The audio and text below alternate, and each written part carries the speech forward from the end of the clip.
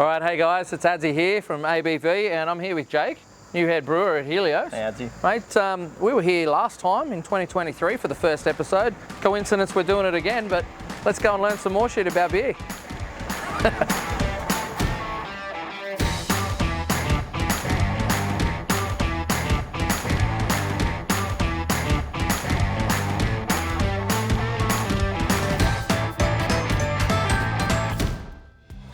All right, man. Well, so this is your kit. We're on the brew deck here. What is it? I know what it is. I used to work here.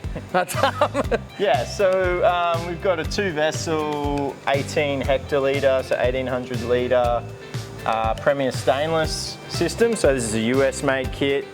All manual valves, dual pumps, steam jacketed. So it's a beautiful system, really. I guess one of the main sort of unique features of this kit is the mash lauter vessel is oversized, so sort of pretty much it's about 25 hec compared to like the 18 hec boil kettle whirlpool. So that really gives us a lot of scope to brew big beers easily. I guess the flip side challenge of having such a big lauter ton for us is if we want to down volume and brew a smaller volume or something and reduce our brew length, it makes it a challenge. But yeah, it's handy being able to stick best part of a ton of grain in that thing if we need to. So you got your mill over there, so it goes into your grist case. Yeah. Then comes all the way up and comes across. Yeah. You needed room for the forklift. Yeah. Excuse the mess. Sorry.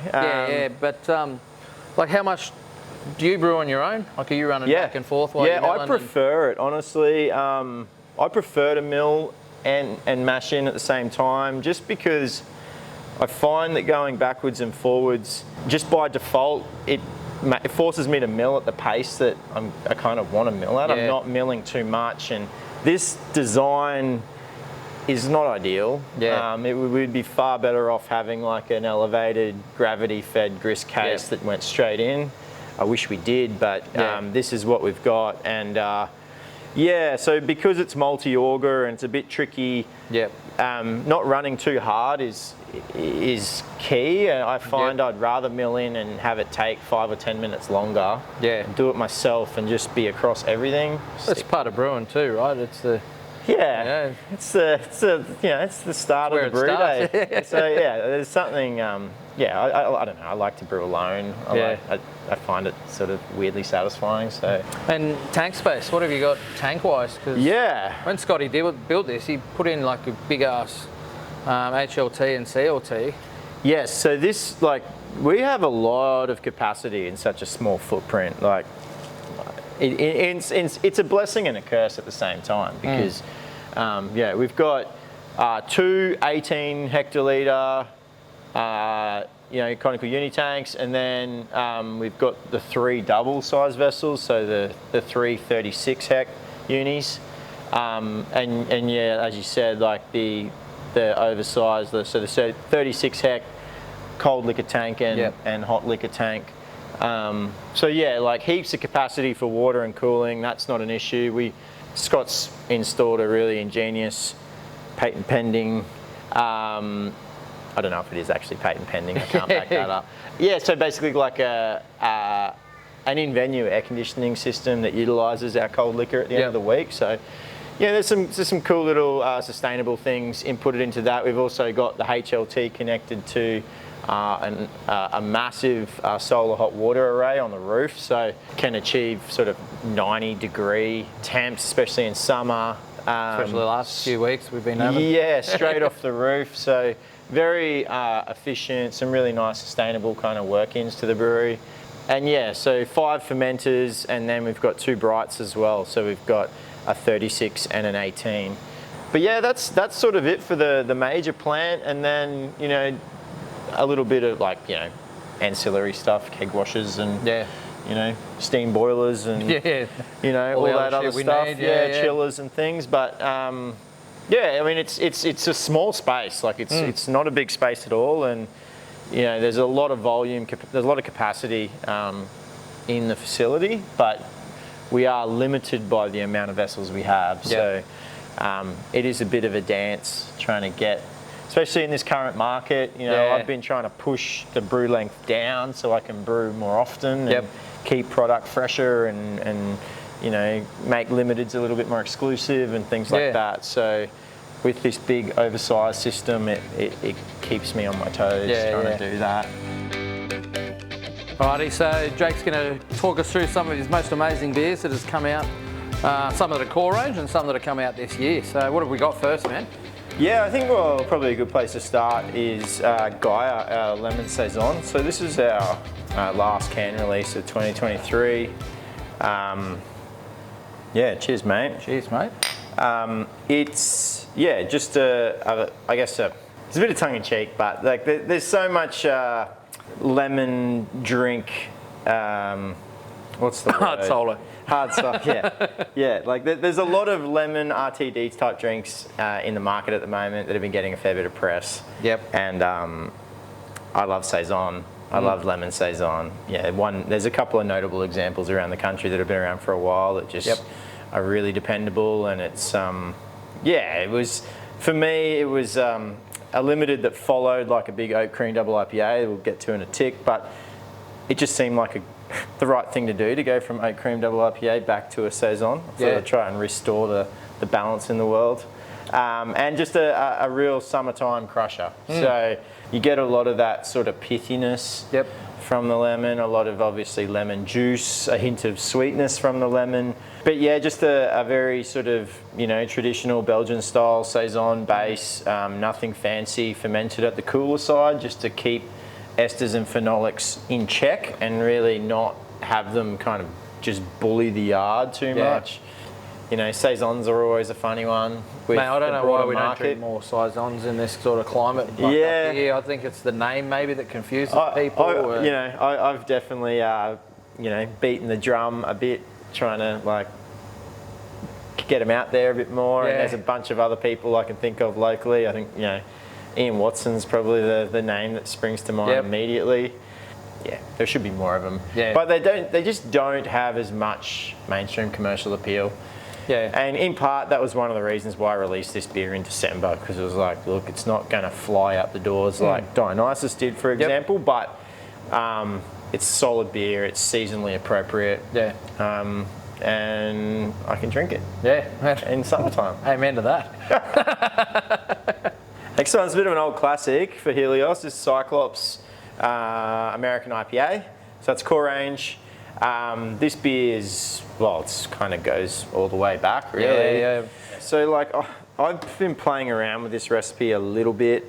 You know, this version's not as fresh as I would have liked, but just basically meant to be like an easy drinking, like assertively bitter, but just solid 6% West Coast IPA. Like it's nothing fancy. It's just like really just like bread and butter beer for modern craft breweries. And this is one of the recipes I've been playing with a lot in the last 12 months, just like subtle tweaks, and I've mucked around with the hops a little bit and trying to sort of bring more of a fruit forward profile while still retaining like enough resin and kind of dank to sort of carry things. But you know, I think we can expect to see some more evolution of this beer and all the core beers for that matter over the next few months. So keep an eye out for that. There will be some changes, and I'm super pumped about it. Yeah. Talk us through what you did with this one, because this was because this is a pretty big beer for Helios. Like it's been great. You know, like this beer sold out. Cans sold out of this beer in I think 15 days or something for us. So it was pretty massive. This can has been salvaged from my secret stash, so don't get any ideas. But yeah, Joel, you will get some. Yeah, we'll give you some, Joel. Don't worry. But yeah, I don't know. I guess for me personally, like oat creams and hazies, like I've brewed a lot of hazies in my career, but I've never really felt that kind of cracked the code, or I've never really engaged with the style, well, at least not as much as other breweries have. And you know, I'm probably historically more drawn to things like Saison and stuff like that personally. But for me, I think Dionysus just sort of seemed like the perfect kind of foundation to have a crack at something more in that kind of modern oat cream, kind of hypey space. Yeah, there was a raft of sort of technical process things that happened hot side and in ferment that ultimately really resulted in this beer coming out just super soft. Like the bitterness is very low, and there's just no like scratchy astringency, hop burn. Like, it was really, the goal was to try and achieve that, and it was really satisfying to sort of see the result and then see the public just kind of grab it and go nuts. So that was really cool. It was awesome to see it sort of catch a fire, and it's all gone now. So, and what else we got? The big boy. Yeah. So this is last year's iteration of Kronos. Well, one of two iterations of this beer. So we did a stainless release, stainless only release, which was released in a 440ml can. This is the barrel-aged version, so it's a blend of barrels, rye whiskey and Jack Daniels. I don't actually know the origin of the rye whiskey barrels. There is no defining marks on there that I can discern. So I don't actually know where they came from, but they smelt great and they're in fabulous condition. So they were imported early last year from barrel brokers. We sourced a few barrels, but yeah, it's big. There's a lot going on, a lot of. I get like really defined like dark chocolate. There's like a raisiny sort of figgy kind of thing. There is like a obviously a nice vanilla-y note coming through from those American oak whiskey barrels, and a bit of spirit character, but not a heap, just complementary. And also you're going to get a bit of that sort of mild like autolysis, umami kind of character, just from that extra oxidative kind of processes you get being in barrel in a subtropical climate. Like a coffee bitterness in there, like a super roasted coffee. Very acrid. That's the one big difference between the stainless version, which we still have available. Like if you do get one of these, they're still available. Get one of each, and you'd be mad not to. Get one of each. Because the stainless version was probably my beer of the year, and in many ways it kind of still is. But this one has that added depth and complexity that a barrel occupancy sort of has been able to impart. Which has softened a lot of things, but there's a lot of just big, acrid, like ashy roastiness up front. Like it's a very aggressive imperial stout. It's high ABV. Like we're sort of north of 12%. All right, man. Well, thanks for talking about these beers to us and sharing like some awesome information. Let's sit down, have a bit more of a chat, and absolute pleasure, mate. Yeah, drink some more beer. Some more about you, man. Like you and I haven't worked together, but incidentally, you're working where I used to, and I'm working where you used to, which was super strange in itself. But yeah, where did you start? It was Ballistic your first brewing gig. Where did you come from? What got you into brewing? It was my first commercial gig. I think my journey probably starts a few years prior to that, when I got into home brewing. I sort of like dabbled with home brewing a little bit. My old man always home brewed, sort of, through my teenage years and stuff. So, I was pretty accustomed to getting my hands on toolies of whatever from him. But yeah, like I think my story is pretty similar to a lot of people that get into home brewing, and maybe it's a bit of that, like trying to get cheap booze and I think I was sort of just getting into beer in general, and I've sort of stumbled into home brewing and started doing kit and kilo, and then went to extract, and then partial mash, and then I was at all grain pretty quickly, and just at that point kind of went down the rabbit hole for a few years, and ended up I was working in the environmental sector. I was like an environmental scientist / town planner, and home brewing a lot. And I was probably just getting more and more interested in beer, and I signed up I applied to do the graduate certificate in brewing at Federation University in Ballarat, and I got accepted. So I started doing that while I was working full time, and then. So you were living down there? No, I was in Brisbane the whole time, just studying remotely, and then Yeah, the job at Ballistic, Lockie put that ad up mid-2017. This is probably, I think it was about 4 or 5 months after they opened. Yep. Things were getting a bit crazy for him to do it all on his own, and I kind of applied as a bit of a joke almost. I didn't think I really had a chance. Yeah. And then, yeah, he kind of called me up and we had a pretty funny chat, and he sort of almost tried to talk me out of it on the phone. Yeah. And that was sort of it, you know, like it went from there, and like started at Ballistic. And yeah, it was a very different Ballistic brewery back in those days. It was, well, it was just him and I for a few months, and then Ev, ironically, is here now too. Yep. He came on board in the brewery team, and sort of went from there. It was a pretty rapid period of growth for us at Ballistic, and you know, it kind of got crazy, you know, like it grew really, really quickly, you know, which I guess had its issues in the end, but like, yeah, I mean, the experience of, and everything we were able to achieve at Ballistic, I'm, you know, immensely proud of, you know, what I was able to do, but like what the team collectively, what we were able to get done. Yeah, it was, there was a lot of things going on in that place for a long time, so yeah, that's good. You said one of the things that you're proud of that you did over there, one of them that doesn't get mentioned a lot, is the bunker project. You know, the barrel-aged sort of blending thing that was going on over there. That's, I mean, we're drinking one of your barrel-aged beers here now. Mm-hmm. Obviously, you haven't lost the love of the wood. No. Do you miss?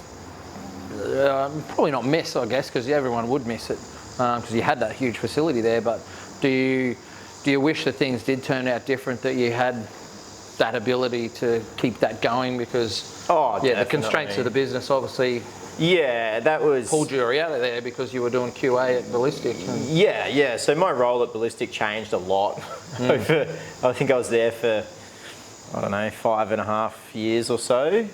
And yeah, from assistant brewer beginning to, I think within probably, you know, 18 months, I was sort of a senior brewer in the team, and yeah, pretty quickly sort of was higher up in a growing team and in a more senior role, and then took on managing quality, and also starting bunker, also while trying to do all the other stuff at the same time. It kind of got a bit crazy, but bunker definitely, you know, to this day is like the coolest thing I've ever done in my career, like hands down.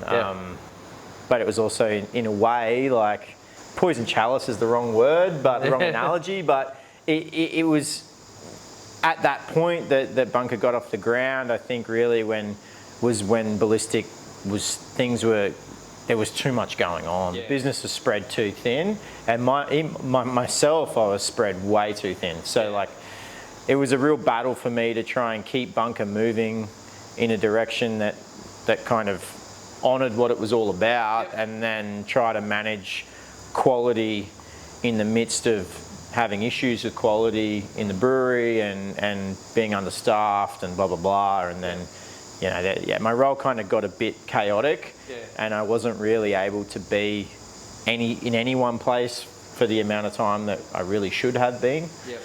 Which I think in many ways is probably why I decided to leave.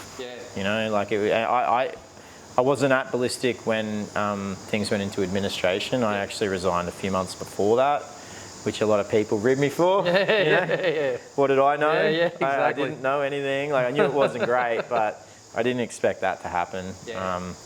But yeah, like, you know, I think we see it so often in businesses, and you know, like in the industry at the moment, it's been pretty hard for a while. And you know, there was a period of kind of staff rollover then, Ballistic, like leading up to that thing happening, and it's really unfortunate for all considered. Exactly. There's no winners in that shit. I think too, like, I don't know, I've had some pretty candid chats about this with people in private, not on a camera, but yeah, like in the lead up to all that stuff that happened, like me personally, like I probably had the worst year of my life, you know, like I lost my mum, and I literally like went away and sort of dealt with that, or pretended that I dealt with that, and then, you know, just came back to work and sort of walked straight into a quality nightmare, and just stuff had happened. And yeah, I just think like mentally I wasn't in a good... was getting recalled at that point. Yeah, there was a big recall that happened, which is just, you know, savage. And ultimately, there was mistakes that were made, and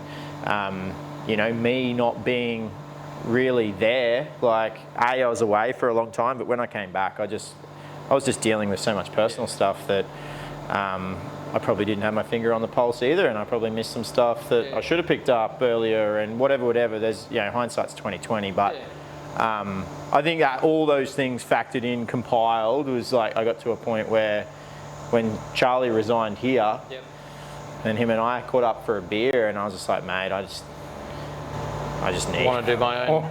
Yeah, the prospect of just getting a brewery and being alone and just getting to do my own thing was very appealing. I knew that there was going to be challenges here, and it wasn't all rainbows and unicorns, and money was tight, and it's almost made the challenge more rewarding in a way. Are you settled a little bit more mentally in that game as well? You're a bit more happy with that work-life balance? Yeah, definitely. I think ultimately, in my previous role, what really became too much was I needed to be in multiple places at once, and what I felt like was par wasn't even really achievable. So coming here and kind of pumping the brakes a bit and just going back to sort of going back to basics and going back to first principles and thinking about, all right, this isn't Ballistic, this is Helios, this is a fundamentally different model. Helios has had its struggles, what can I bring to the table here to help in this new chapter? I'm not Charlie. I have maximum respect for the guy. He's a good mate. Hey, Charlie. It's been good, I think, from just a professional, personal development sort of standpoint. I've definitely learnt a lot. What's the best thing about this venue that you love? The thing I love most about this venue is the thing I dislike most about this venue is how compact it is. It's a blessing and a curse. So, I think we mentioned earlier, how much volume and capacity is crammed into that cellar area and just the brewery in general. And then immediately opposite, we've got this little bar and the area upstairs. But I think again, it sort of flows in with it being in accordance with our approval conditions, but just being able to open things up and it's so compact that if we were able to open it up a bit more and get outside and bring the outside in a bit more, I think that would really make it it'd be a more enjoyable venue to visit. To change the ambience totally. So there's definitely I would love to put big stacker doors in and stuff like that, so you can really just open it up during the day. I think that'd make a huge difference. Lots more windows and open air would make a big difference, and reduce the power bill as well. So it's kind of what we're about. So hell yeah. All right, man. Well, mate, thanks heaps for having us and wrapping up our first episode in 2024. Happy to be been here. Awesome to sit down and chat and catch up again. First time I reckon we've sat down in a while and had a few different beers. It's good. Thanks for having me. No worries, man. It's nice to get amongst it, and hopefully I don't come across like a bumbling buffoon, but we'll you did all right, man. Thank you. But it's good. It's good. Hopefully, well, there we go. This is this episode is sponsored by Flyers and Imperial That's Stout. right. All right, guys, and so that's a wrap for this first episode. Cheers, mate. This episode sponsored by Craft Punks, Convoy, Bintani, and Rallings have come on board, and there might be a few others that we've got lined up in the coming few months. So cheers to them as well. Cheers to you. Thanks, mate.